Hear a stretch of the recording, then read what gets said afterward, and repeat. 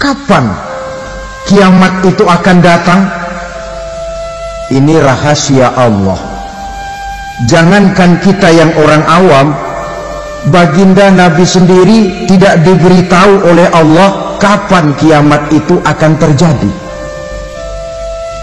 Tetapi sungguh pun demikian, banyak hadis-hadis yang menjelaskan ciri atau tanda-tanda datangnya kiamat.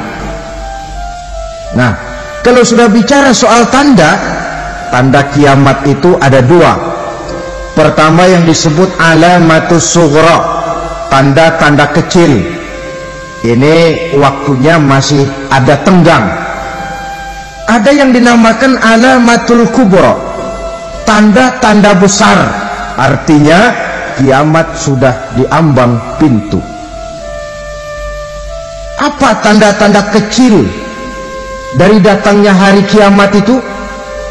Misalnya kata Nabi, apabila ilmu sudah diangkat oleh Allah, artinya apabila ulama sudah banyak wafat, minat orang belajar agama berkurang, lalu kebodohan nampak merajalela di mana-mana, zina dikerjakan secara terbuka, minuman-minuman keras jadi kebanggaan, itu termasuk di antara tanda-tanda kecil terjadinya hari kiamat. Apalagi misalnya iza waladatil ammatu rabbataha, apabila budak sudah melahirkan tuan. Apa maksudnya? Ada yang mentafsirkan apabila anak sudah bisa membudaki orang tuanya. Orang tua yang melahirkan dia, yang membesarkan dia, demi setelah si anak besar jadi orang berpangkat, bertitel, berharta, berkedudukan, jadilah orang tua itu budaknya. Sehingga sering dibilang kalau orang tua kaya, anak jadi raja. Tapi kalau anak yang kaya, orang tua sering jadi budak. Apalagi munculnya fitnah yang bergelombang, timbul perang antara dua bangsa yang besar, waktu berjalan terasa sangat pendek sekali. Itu merupakan tanda di antara tanda-tanda kiamat. Termasuk di dalamnya sulit membedakan mana laki, mana perempuan. Kan kalau tanda-tanda kayak begini sekarang sudah banyak kita lihat kan. Ulama banyak wafat, penggantinya sulit. Zina dikerjakan berterang-terangan, minuman keras jadi kebanggaan, banyak anak membudaki orang tuanya, sulit membedakan mana laki mana perempuan.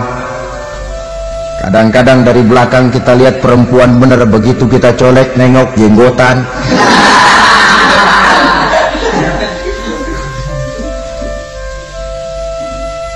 Ini termasuk tanda-tanda kecil, masih ada tenggang sampai akan terjadinya kiamat itu.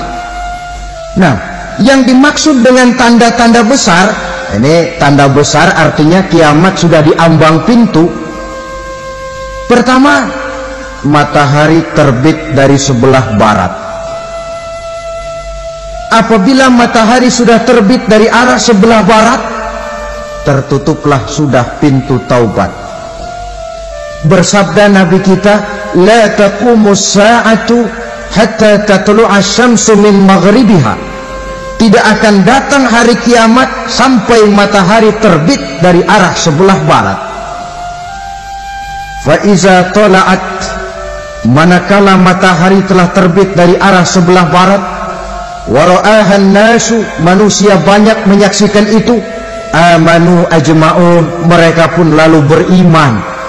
Yang tadinya kafir, yang tadinya ingkar, yang tadinya membangkang, setelah melihat matahari terbit dari sebelah barat, buru-buru beriman, berlomba-lomba mengucap dua kalimat syahadat. Tapi apa yang terjadi? Kata Nabi, wadzalika hina la yanfa'u nafsan imanuha lam takun amanat min qabl. Hari itu adalah hari yang iman sudah tidak berguna lagi bagi seseorang apabila sebelumnya memang dia tidak pernah beriman. Au kasabat fi imaniha khaira, atau beriman tetapi tidak pernah melakukan kebajikan di dalam keimanannya itu. hari yang sudah kasib, hari yang sudah terlambat. Beriman tidak akan ada gunanya lagi. Ini pelajaran buat kita. Sebelum sang surya terbit dari sebelah barat, sebelum nafas sampai di tenggorokan, artinya pintu taubat masih terbuka. Kalau dua hal itu sudah terwujud, nafas sudah sampai di kerongkongan atau matahari sudah terbit dari arah sebelah barat, tertutuplah sudah pintu taubat. Tak ada lagi gunanya pangkat, jabatan, harta, bahkan beriman pun dalam suasana macam itu. Too late, kata orang Kulon. Sudah terlambat. Matahari terbit dari arah sebelah barat. Itu tanda besar, artinya kiamat sudah diambang pintu. Lalu apalagi tanda besar? Munculnya Dajjal. Dajjal artinya pendusta-pendusta yang menyesatkan manusia. Ada dua macam Dajjal, saudara. Ada Dajjal kecil, ini Dajjal kelas teri. Kalau ini sejak zaman Rasulullah sudah ada itu. Tiap zaman ada. Di zaman Rasulullah misalnya ada yang bernama Aswad al-Unsi dari Yaman. Ada yang namanya Musailamah al-Kazzab dari Yamamah. Ada yang namanya Ibnu Sayyad dari Madinah. Ini Dajjal di zaman Rasul. Musailamatul Kazzab memproklamirkan diri jadi nabi, dia di zaman Rasul masih hidup. Ini Dajjal zaman Nabi. Di zaman sahabat muncul Dajjal. Di zaman kita sekarang ini Dajjal pun gentayangan. Dajjal kelas teri. Kerjanya mendustakan manusia, menyesatkan manusia, memalingkan manusia dari jalan yang benar dan diridhoi oleh Allah Subhanahu wa ta'ala. Adapun yang merupakan tanda besar dari datangnya kiamat, Dajjal kelas kakap, pembohong besar yang menyesatkan masyarakat manusia berpaling dari jalan Allah mengikuti jalan mereka. Apa sih ciri Dajjal itu? Kata Nabi dalam hadis Bukhari Muslim, innad dajjala, sesungguhnya yang namanya Dajjal itu yakhruju, satu saat akan muncul mendekati hari kiamat. Wa inna ma'ahu ma'an, si Dajjal ini membawa air. Wa naran, dan juga membawa api. Dua simbol. Di tangan yang satu dia bawa air, di tangan yang satu dia bawa api. Wa ammal ladzi yarahu an-nasu ma'an fanarun, adapun yang orang banyak lihat air, hakikatnya adalah api. Yang dilihat api, hakikatnya adalah air. Oleh sebab itu, kalau api yang ditawarkan, ambillah air. Kalau air yang ditawarkan, pilihlah api. Maksudnya apa ini? Ini bahasa simbol, saudara-saudara. Dajjal bicaranya seolah-olah untuk kepentingan manusia, menawarkan surga. Surga yang dia tawarkan hakikatnya neraka. Hai manusia, kalau kau mau bahagia, jangan dekat-dekat dengan agama. Sholat itu tidak efektif dan efisien, tidak produktif dari segi ekonomi itu. Menghadiri majelis taklim cuma buang-buang waktu. Tahajud, tasbih, tahlil, baca Quran, apa itu? Pekerjaan mubazir saja. Hidup ini cuma sekali, masa yang cuma sekali, manfaatkan dengan sebaik-baiknya. Mumpung, dibawanya sifat mumpung tetapi dalam pengertian yang sangat negatif. Bicaranya seolah-olah untuk kepentingan manusia, tetapi sebenarnya menjerumuskan manusia. Menawarkan air, tapi sebenarnya api. Menawarkan api, tapi hakikatnya air. Buat apa kamu sholat? Buat apa kamu bayar zakat? Buat apa kamu puasa? Surga yang dicanangkan Dajjal, hakikatnya neraka. neraka yang digambarkan Dajjal pada dasarnya adalah surga. Jadi memutarbalikkan fakta itu kerjaan Dajjal. Yang hak jadi batil, yang batil dibilang hak, yang benar jadi salah, yang salah malah jadi benar. Tuntunan disuruh jadi tontonan, tontonan malah menjadi tuntunan. Itu pekerjaan Dajjal profesinya.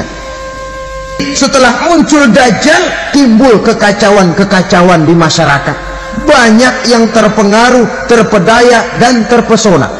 Termasuk mereka yang memproklamirkan diri jadi nabi, mereka yang memproklamirkan diri jadi rasul di zaman sesudah Rasulullah wafat. Itu adalah Dajjal-Dajjal.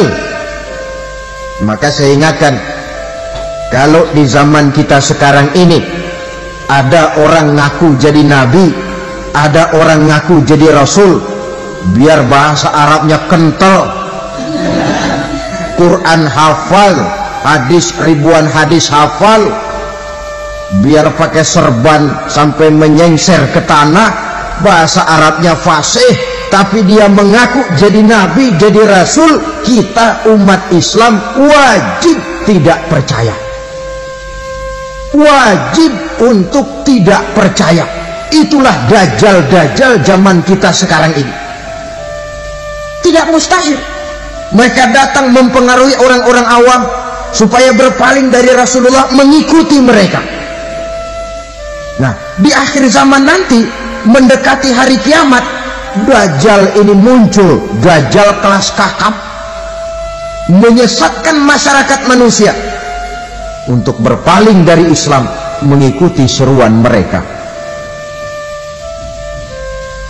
Apalagi di antara datangnya kiamat itu, tanda yang besar itu, turunnya Nabiullah Isa Al-Masih, putra Maryam. Menurut berbagai hadis yang sahih, Nabi Isa Al-Masih nanti akan turun lagi, tidak membawa risalah yang baru, tapi meluruskan risalah Islam ini yang telah banyak ditinggalkan oleh masyarakat.